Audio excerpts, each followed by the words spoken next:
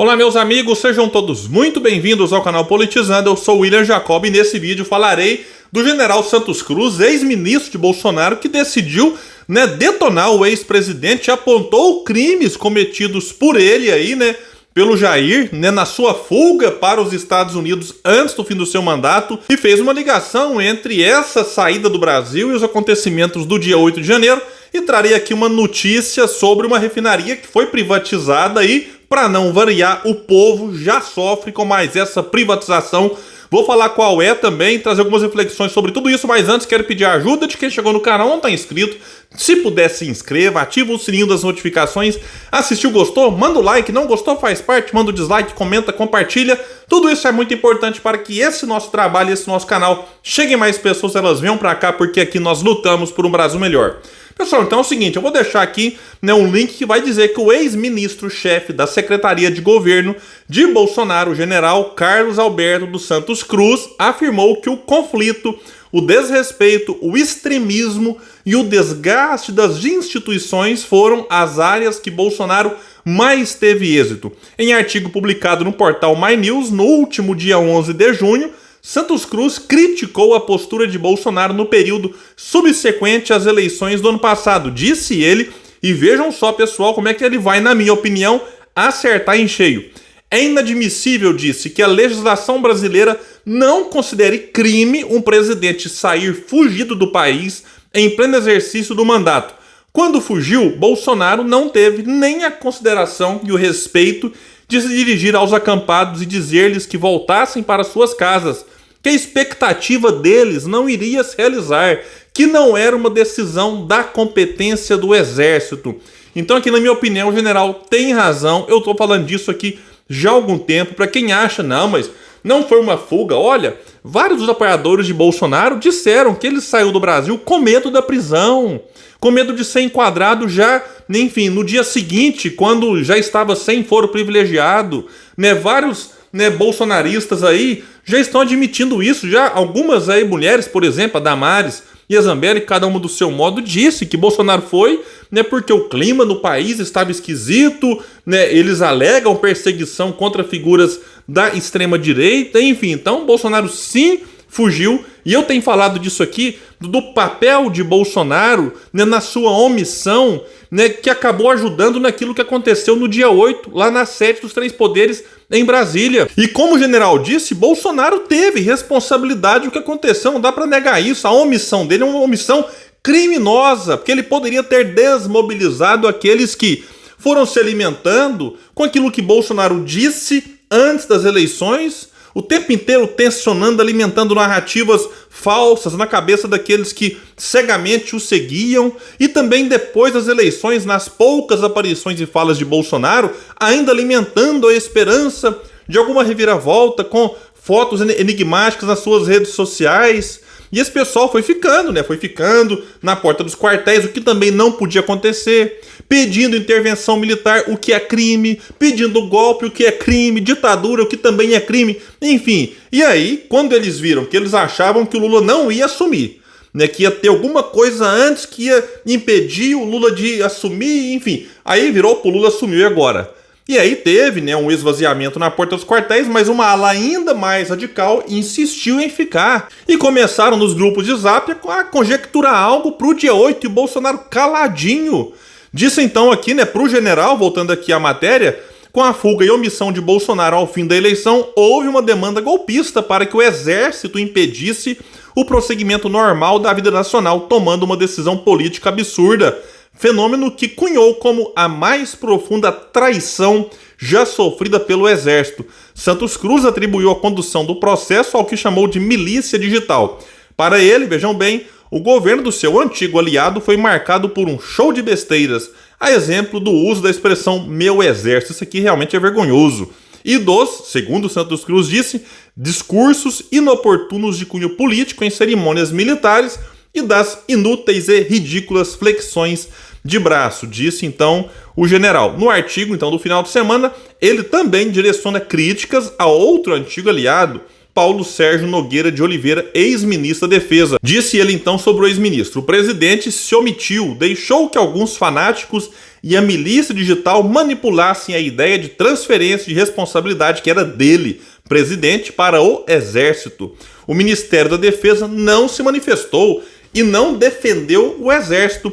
Então, o general Santos Cruz, ele sempre separou bem a instituição, Forças Armadas, o Exército, do comportamento de alguns militares. O que eu acho bom fazer não é porque alguns militares deram um péssimo exemplo, na minha opinião, inclusive o Pazuello, general da ativa, participando de manifestações, né, em prol de governo, né, contra ali instituições democráticas, né, num show de negacionismo. Então a gente não pode misturar as figuras lamentáveis como o Pazuello com instituição, que pode ter figuras com esses comportamentos lamentáveis e eventualmente criminosos, né, com a instituição que deve ser preservada, valorizada, que merece o nosso respeito. E por falar em falsos patriotas, vejam só o absurdo.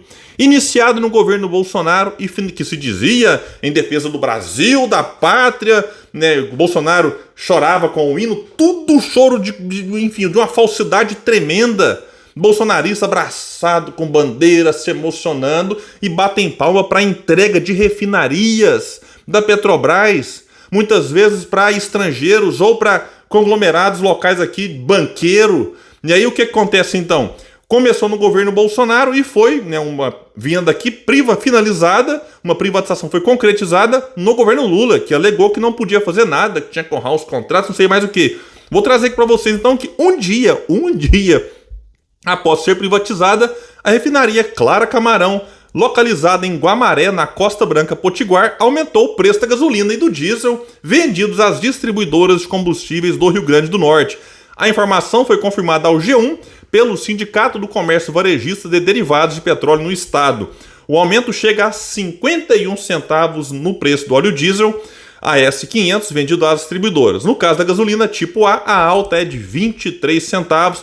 A comparação foi feita por empresários e distribuidoras com base nos dados de preço dos produtos disponibilizados pela Petrobras no dia 1º de junho e os preços disponibilizados na quinta, dia 8, no site da 3R Petróleo, que assumiu as operações da refinaria. Então é o seguinte, para mim, na minha opinião, quem achar que eu estou errado, deixa aqui embaixo, fica à vontade, privatizar a refinaria deveria ser proibido, simples assim. Para mim isso é um crime, porque não existe concorrência como alguns alegam. Deixou de ser um monopólio estatal, né, em que a estatal tem também, digamos assim, que atender ao interesse público, ela tem um papel social, para ser um monopólio privado. Em tese, as refinarias poderiam, né, concorrer entre si, as distribuidoras comprando de outros estados, mas o frete nem sempre compensa.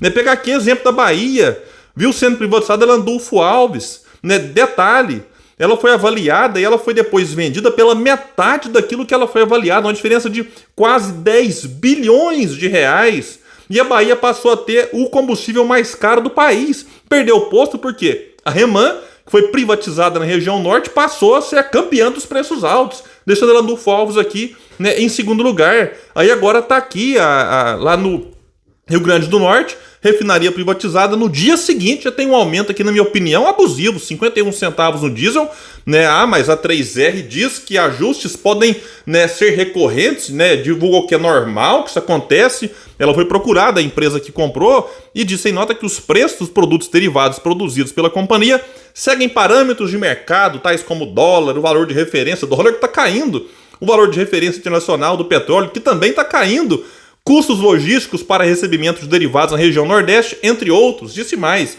vale destacar que ajustes dos preços podem ocorrer de forma recorrente, ou seja, não vai parar por aí não. Amparados por critérios técnicos, é sempre assim.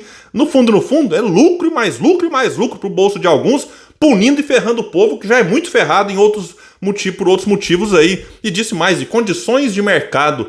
Lembrando que a refinaria faz parte do ativo industrial da Guamaré e do Polo Potiguar, que pertencia à Petrobras e foi vendido para a 3R Petróleo. O contrato de venda aconteceu em 2022, durante o governo Bolsonaro, e a transição foi encerrada à meia-noite do dia 8 de junho, quando a nova empresa assumiu a gestão do Polo, tem um vídeo triste de assistir. Eu vou deixar o link, eu nem vou colocar aqui, né? Tiraram a bandeira do Brasil que ficava na porta da empresa e colocaram a bandeira da 3R. Isso aqui faltam palavras para descrever a canalice desses entreguistas. Né? Insisto, no governo Bolsonaro que se dizia patriota, né? A 3R pagou aqui 5 bilhões de reais, pouco mais de 5 bilhões de reais, né, por isso. Agora, preparem para o que eu vou dizer. Sabem quem que é o presidente do conselho da 3R Petróleo, que comprou isso aqui da Petrobras? Roberto Castelo Branco, ex-presidente da Petrobras durante o governo Bolsonaro. Essa empresa comprou não só esse, comprou diversos campos de petróleo no Brasil, se aproveitando daquilo que o governo Bolsonaro chamava de processo de desinvestimento. Então, assim, a Petrobras entra num processo de desinvestimento e a 3R, que tem agora à frente do Conselho de Administração o ex-presidente da Petrobras, comprando, se beneficiando de uma política, né, do governo que o cara agora, né, que está aí à frente dessa empresa fazia parte. É um negócio escandaloso. Né, não tem outra palavra, eu repito, né, me perdoe aqui quem gosta desse tipo de ação, mas isso aqui é um entreguismo de uma canalice sem tamanho. Tinha que se investigar isso aqui. Aí o governo Lula disse que não vai vender mais ativos, ok, mas que não tem feito nada para impedir alguns daqueles que tiveram início do governo Bolsonaro, como é o caso desse, porque a alegação do ministro de Minas e Energia, também do presidente da Petrobras, é de que não, a gente não pode rever esses contratos. Por mim, eu sou mais radical, tinha que rever sim.